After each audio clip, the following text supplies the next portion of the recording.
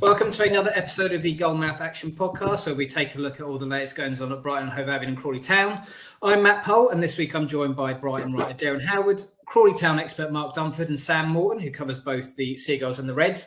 Joao Pedro's stoppage-time penalty snatched Brighton victory over Fulham and strengthened their hopes of securing a Champions League berth. We'll look back at that heart-stopping home win over the Cottagers. Plus, we'll bring you the latest injury news as Albion prepare to visit title holders Manchester City in the Premier League this weekend, as well as all the latest from Crawley Town. You can read all the stories we are talking about with videos and pictures online at sussexworld.co.uk/sport. And you can check out other great videos on shotstv.com and Freeview Channel 262. You may also be watching on Latest TV. So I thank you very much for tuning in. But we will start at the Amex, where Joao Pedro's injury time penalty saw Brighton beat Fulham 2-1 on Saturday, as Fabian Hertzela's side move up to 6th in the Premier League. With the clock past the allocated 5 minutes of stoppage time, Harrison Reed rashly caught the Brazilian, with referee Sam Barrett immediately pointing to the spot. The 23-year-old kept his cool to beat Burton and scored in 3 consecutive league matches for the first time, as Brighton won a 4th successive top-flight game for the first time in almost 44 years, as well as registering a first-ever Premier League victory over the Cottagers. And with all that said, Derren, all those stats there, not a bad day for Brighton. Yeah, no, it's a really good performance against the team. Fulham. Sam and I were at the match, and we were saying afterwards how impressed we were with Fulham. You can see why they're such a handful for any Premier League team these days. And Marco Silva's got them firing, and they took the lead for a really impressive goal. Actually, Iwobi down the right hand side, he flew past Estupinian. His cross was something else, and then Jimenez he sort of peeled away at the back post, and his first touch, he took it on his chest. Was just really high quality stuff, and his finish pass for Verbruggen beat him at the near post, but I don't think you can blame Verbruggen too much for that one. It was just a really good moment for Fulham, and shows why they're doing so well this season. But Brighton came back, and great goal for Van Hecke. We were just you could see the header where we were sat in the press box. You could just see it in straight away as soon as it left his head, and he almost had a bit of draw on his header. It sort of curled into the.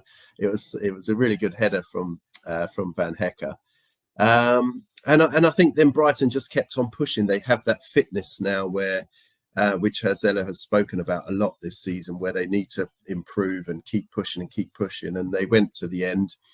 And as you mentioned, Harrison Reed just caught Joao Pedro. It may be a softish sort of penalty, but these ones get given these days. Pedro went down, made the most of it, as you'd expect him to do. And then it was a really tense moment. It was, like they said, all the eyes of the Amex were on Pedro. Can he get that goal? And he kept his cool. And he just doesn't seem to miss from the spot these days. He's very good penalty taker. He's done it in Europa League over the years for Brighton, and he kept his cool, slotted it home. And as you said, it took them up to 6 in the Premier League. They dropped down to 7th after Newcastle's win at West Ham, but that's still well in the mix for the Champions League qualification. Absolutely. Post-match, Hertzela said Brighton were the only team on the pitch who really wanted to win and deserved the 3 points. Would you agree with that assessment, Sam? I had a quick look at the stats, and all signs would seem to suggest that the better team did win that game. Yeah, I think Brighton were well worth their winner, but Fulham, as Derren mentioned, were really good actually, and probably deserved a point based on their own performance. And perhaps they were a little bit missing something kind of in attacks, because they only had the one shot on target, which was the goal. So perhaps they obviously couldn't have expected to win that game on that basis. But I think they would have been well worth the draw if it did finish 1-1. But obviously they were very unlucky with the way in which they lost it. And even the first goal was some very poor defending. So it's kind of 2 poor moments from Fulham as such, where they obviously gave away their goal. Van Hecke was obviously completely unmarked. It's a brilliant header, but he was obviously completely let free to do that. And then obviously they gave away the penalty at the last moments of the game. So 2 kind of poor moments from a Fulham point of view. But they will be disappointed that their performance for the rest of the game, which was really compact, and they were really frustrating Brighton and limiting them to quite a few clear-cut chances. I know Brighton had the ball in the back of the net a couple of times when they were ruled out for offside, but that was down to Fulham holding their line really well and playing that kind of offside trap that obviously caught Brighton out. And as I say, if it had finished 1-1, I don't think there'd have been too many complaints of things. Brighton weren't necessarily all over them for the whole match, but I think based on the chances that they did have, and obviously the quality they have going forward, and just the confidence as well, you just felt like a goal was going to come, a moment was going to happen, even after the 5 minutes of injury time had been played. Brighton was stood on the attack. They're still trying to go for that goal and to keep this winning run going on. And that's a testament to the confidence and the form they're in, and just the belief there is in the team at the moment. So I think it's a really, really great way to win the game in the end. And obviously the players and the fans were absolutely delighted with it. Yeah, absolutely. You mentioned that belief, Sam. Speaking to BBC Radio Sussex, defender Jan-Paul van Hecke, who netted his first goal for Brighton in the win over Fulham, said the Seagulls can beat anybody. And off the back of their recent form, Derren, you wouldn't bet against them to do that, would you, at the moment?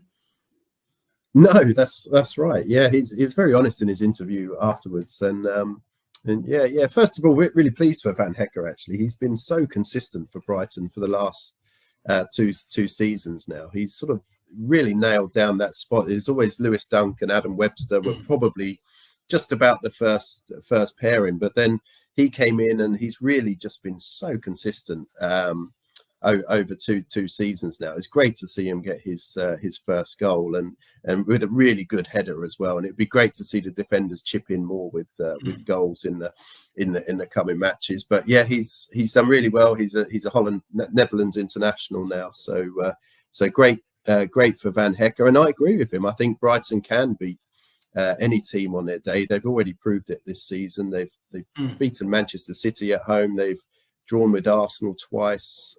They narrowly lost to Liverpool, but played really well up at Anfield.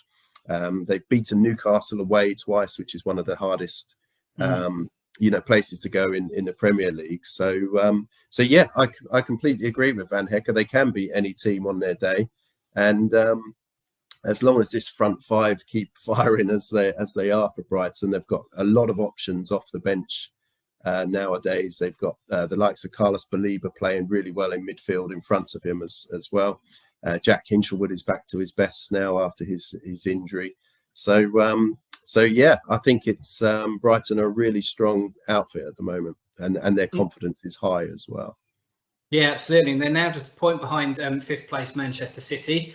And a fifth place finish in the Premier League could be enough to see a team qualify for next season's Champions League, as England currently top UEFA's coefficient table, which guarantees an additional Champions League spot. No doubt, Sam, it would be a magnificent achievement if Albion qualified for Europe's Premier Club competition, but a bit of a Sophie's choice. Do you think fans would prefer Champions League qualification or potentially lifting the FA Cup at Wembley in May? That's a very tough question. I think obviously if they can, they'd say both. And to be honest, there's no reason why they can't with the squad depth they've got and the form they've obviously got going in all competitions at the moment. But if I had to choose one, I'd probably say the FA Cup, because at the end of the day, nothing beats lifting a trophy. And that would also automatically put them in the Europa League at the very least next season anyway. So I think if you're a Brighton fan, you'd be saying silverware and to lift a trophy again. Obviously, because they haven't won a trophy really since that League One title in 2010-11 season, if you're not counting those Sussex Senior Cups since then.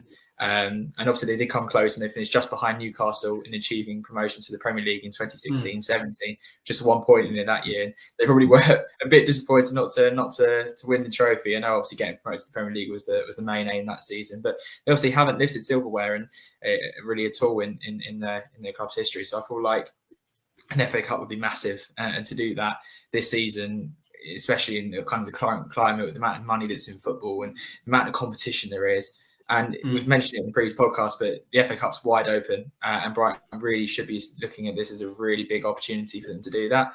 And as I say, if they do it, they're in the Europa League at the minimum. And if they then can get into the Champions League spots and by league position, then that's a bonus, I think. Yeah, couldn't agree more with that, Sam. Well put indeed. This Saturday sees Albion visit City in a massive game in the race for Champions League. City, by their ridiculously high standards, have had an abysmal campaign. City are used to challenging for Premier League and Champions League honours at this stage of the season. But after Saturday's 1-0 defeat at surprise package Nottingham Forest, Pep Guardiola's team are in serious danger of missing out on Europeans Premier League club competition for the first time since 2010. Funny club, aren't they, City, at the moment? They're still City, but they've had a bit of a shocking season, Derren, by their standards. How do you see this one going, and how are Albion stacked in terms of injuries going into this one?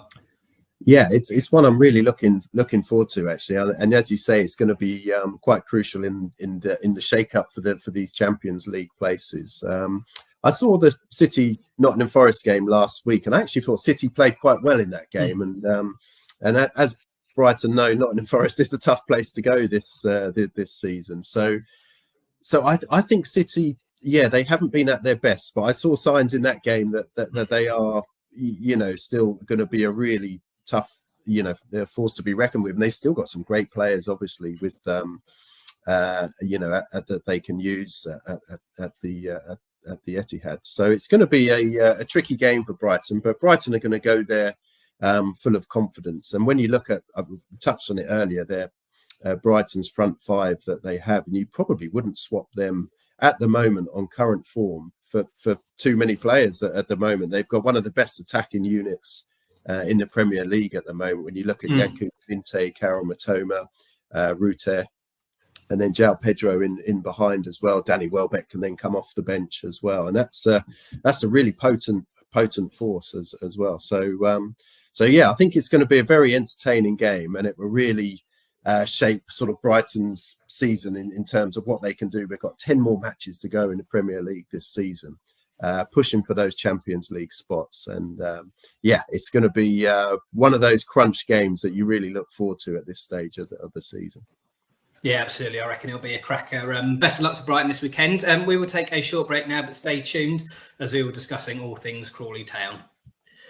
Welcome back to part two, and substitute Panuche Kamara rescued a precious point for Crawley in the last minute as the Red Devils held playoff chasing Reading on Saturday. Crawley were heading to a fourth successive League One defeat when Kamara struck with a neat finish to cancel out Reading's first half opener. Sum that performance up for us, Mark. On paper, that sounded like a very positive result for the Reds. I think anything that's not a defeat is a positive result for Crawley at the moment. But it was an odd game because it was two quite poor sides, I thought. And at the end, I just had the feeling that nobody really deserved to win it. But Crawley more than held their own against Reading, and certainly second half, they absolutely dominated, and possession just couldn't create any chances. I think Kamara's effort was the third shot on goal in the second half. And when you're losing 1-0, fighting relegation, fighting for your lives, it's not really good enough to not just bombard Reading's goal when you've got as much possession as you go. But Reading defended well, but they just couldn't get any real high quality chances. And I think it was the same on Tuesday night against Charlton as well, which we'll come on to. But it's hard work at the moment, and I don't know if it's just a lack of confidence. They've had a poor run of results, as we know. Maybe it is just a little bit of lack of belief there. I mean, they're trying their hardest. They played well at times. They played some really nice football. I know we're going to get onto Toby Malarkey, but it was good to see him back. But yeah, it's frustrating. And they did. And obviously, they're missing Rashaan Hepburn-Murphy and Tola Shawani at the moment through suspension. So they're lacking a little bit of squad depth in terms of attacking. Will Swan played on the left against Reading. Then he went up top, and he worked really hard, but just didn't have any chances provided to him. It was positive in the sense they didn't lose, but it was a sort of missed opportunity. And I think it probably is down to a little bit of lack of belief at the moment. And they have got a lot of injuries. Dion Conroy's now out for a little bit. Bradley Ibrahim came on late on after having an injury. Jeremy Kelly was still injured for Saturday, but he came on as a sub on Tuesday. So they still haven't got their full squad, and I think that's a bit of a problem as well. They're lacking. The word bare bones has been used so many times this season for Crawley Town. It just seems every game we're down to bare bones, and it sounds like an excuse. It is a reason why, because they haven't been able to get consistently their best team out, and it was So all in all that waffle, it was a good point. Well, you mentioned Toby Malarkey there, Mark. The defender returned to the Crawley Town starting lineup after a 6-week layoff and helped his side to get a vital point against Reading. What did he say about his return, Sam, and how much of a boost will he give the Reds backline? Yeah, it's a really good boost for Crawley. I think obviously they really have missed him actually, and he was obviously out for 6 weeks due to a back injury. Only had one training session before he's back in the starting 11. So I mean, that just goes to show kind of how important he is and how crucial the second that he can get any kind of chance of playing, he's straight back into the action. And he said if you think too much about it, it can go the other way. But being thrown straight in after one training session, after being out for 6 weeks, actually helped him. He said it's helped not having too much time to think about it. His legs were a bit gone towards the end of the game, but it felt normal to be back out there, and he found his feet quite nicely, he said. And he said probably only those closest to him know kind of how the injury affected him. So that's, obviously it goes to show kind of how much that really impacted him, obviously in his personal life, and I'm sure he'll be absolutely delighted to be back in action. And obviously he was pleased with the performance and pleased to get a point against Reading, and was hoping for a similar performance against Charlton, which we'll discuss. But it's on a personal note for him, he'll be delighted to be back in action and really good for the club as well. Yeah, absolutely. Good to have him back. Meanwhile, Borussia Mönchengladbach fan Mark Slonek hit a major milestone at the Broadfield Stadium on Saturday, which is a sentence I didn't think I'd ever say on this podcast. Why did Mark take in Crawley v Reading, Mark? And what magnificent achievement has he now got under his belt? Yeah, so it was amazing. So I turned up to the ground on Saturday, and I had a phone call from Ben Levin, the vice chairman, and he said, I've got an amazing story for you. And I thought, all right, okay, what's this all about? But in fact, it was a really nice story. So I met this guy, Mark Slonek, and he's from Germany. And he was completing the 92. He was supposed to be at the New Year's Day game against Charlton. That was obviously called off because of the weather. So he turned up, and he said it was just luck that turns out that it wasn't planned that Crawley was going to be the last club he goes to, but he turned up, and he's travelled to 55 different countries, 1,200 different matches, and he's completed Switzerland, he's completed Germany, now the UK, and it's just an incredible achievement. I mean, he's obviously got a lot of money and a lot of time, but fair play to him. And he just said he just loves football, and that's what he wanted to do. And he said he's so pleased to be able to just complete the action and join the 92 club, which is, I don't know how many people have completed it. I imagine it's quite a unique club. So, fair play to him. And, and there's a shame Crawley couldn't get a win for him, and he didn't bring Crawley luck on Saturday. But, really nice story. And there's a video interview on our website that you can see with Mark Slonek. Absolutely, it's a lovely little story that. But back to matters on the pitch. Thierry Small's first half goal gave playoff chasing Charlton a narrow League One victory at Crawley on Tuesday night. Crawley's fourth defeat in 5 matches leaves them 9 points from safety with 10 games remaining. What did you make of the Reds' performance, Mark? It sounded positive, but I don't know if positive is going to start cutting it at this stage of the season. Yeah, exactly that. Again, it sounded very much a bit similar to the Reading game, but by all accounts, they played a bit better. But just couldn't. They just lacked that quality. Rob Elliott said in his post-match that they didn't have that quality in the final third. They had a good foothold of the game, especially in the second half of the game, but they just could not break Charlton down. I mean, Charlton have been in incredible form since Crawley beat them in early December, and they're a big, strong side, and they defend really well. But he said Rob Elliott said it was a bit of a scrappy affair. Again, they're just lacking that belief in front of goal, and actually just creating those clear-cut chances. They get a lot of possession, but you've got to turn that into chances and goals. But it's just not happening for Crawley in that sense at the moment. Again, they were still missing Hepburn Murphy and Shawanni through suspension, but they're back this Saturday now, so that will be a big boost for them. But it's just not going their way at the moment. They just need that little bit of luck. Like I remember Scott Lindsay saying last year, actually, at one point when they were on a little bit of a winless run, you just need one of those goals that comes off someone's face or their bum or whatever, just to go in and just to change that luck. I mean, Toby Malaki said after Saturday's game, just one win, one moment will hopefully put them on a good run and give them every chance of getting out of it. It's looking tougher and tougher that they will get out of it now, but you never know. Stranger things have happened in football.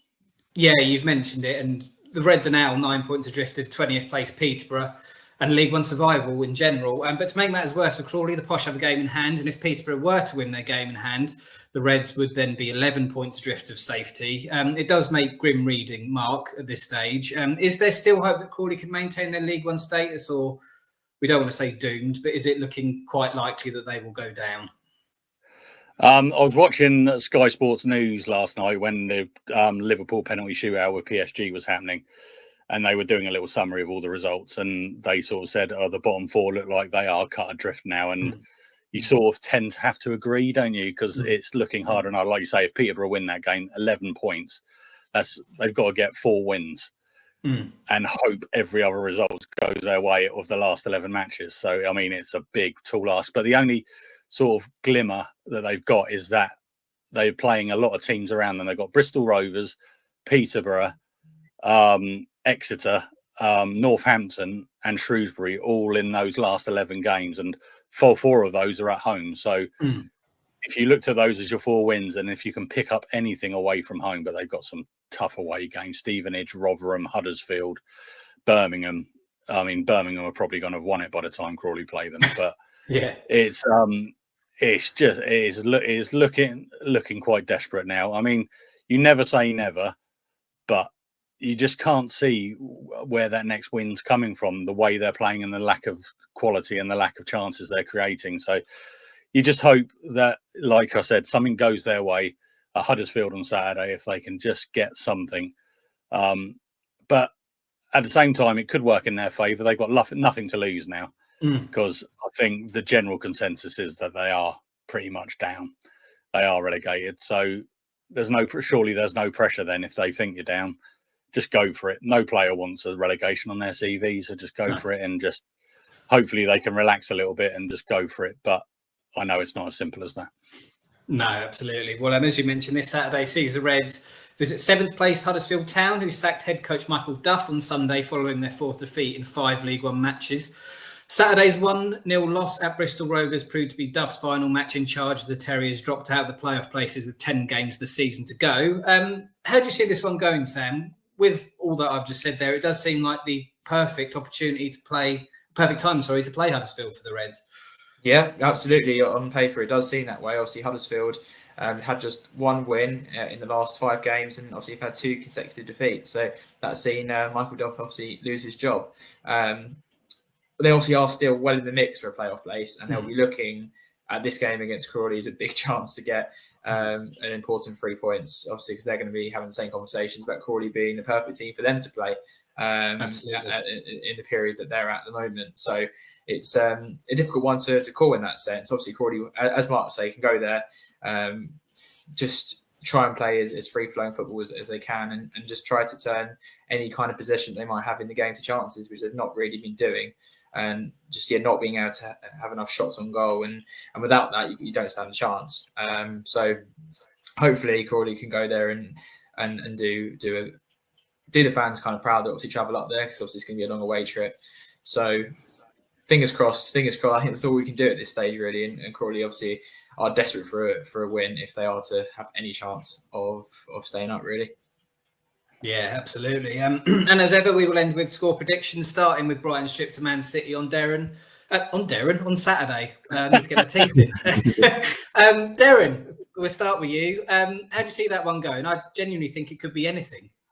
Yeah, I agree. I'm not sure if it's going to be cagey or if it's going to be open, but it's a make or break for them really in terms of their Champions League one. So I'm going to go for a 2-2, I think. Oh. Sam, what do you reckon? I could definitely see there being goals in this, and Brighton. Yeah. I think they should fancy their chances against City. I think so. I think Brighton will go there and win. The form they're on, the confidence they're playing with, squad depth they've got. I reckon I'm going to go for a 3-1 win to Brighton. That's what I was going for. Happy with that. No, I am. Well, I am, because that's exactly what I was going to go for. I think Brighton are just going to take advantage of their form and Man City's form and just go for it and run away with victory. Joao Pedro getting 2 of them. You don't think there's any chance of the old relentless Man City machine turning up on Saturday? We all seem pretty convinced Brighton are going to do it. Yeah, it's it's very rare. Would you really sort of say Brighton were favourites for a game like this? But yeah, if you look at it purely on terms of form and stats, it's Brighton are certainly in the box seat. But I still think City are a very, very good team. So yeah. Could be anything. Could be absolutely anything. And also on Saturday, Crawley, as we said, made that trip to Huddersfield. Again, Mark, this could well be anything. Two sides devoid of confidence. Could either be 0 or 4-4, I think. Yeah. Like I say, I think it's a good time for them to be playing Huddersfield, although new manager bounce or I don't know if they've named anyone yet, have they? I don't think they have, no. So yeah, interim boss. So I think Crawley, I think this is going to be that one win Toby Malarkey's winning, going on about. One win will change it all. So I'm going to go for a 2-0 win with Rushan Hepburn Murphy scoring 2. Is this the start of the great Crawley Town escape then, Sam? I think it'll be a draw. I'll go for a draw, which doesn't really help either team too much. No. Two teams that will be desperate for a win, and it will end in a 1-1 draw. And finally, Derren, what do you reckon? What's going to happen at Huddersfield? Yeah, I think it's now or never now, isn't it, for Crawley? And I think they've I'm going to go for a 1-0 victory. 1-0 victory for Crawley, I think. Oh, excellent stuff. Well, and best of luck to Brighton and Crawley this weekend. And you can catch up with all the latest sports news covering everything we've talked about today at sussexworld.co.uk/sport. And you can watch more excellent videos on shotstv.com and Freeview Channel 262. Thank you very much for joining us this week, chaps. And thank you very much for listening and or watching. And we'll see you all next week.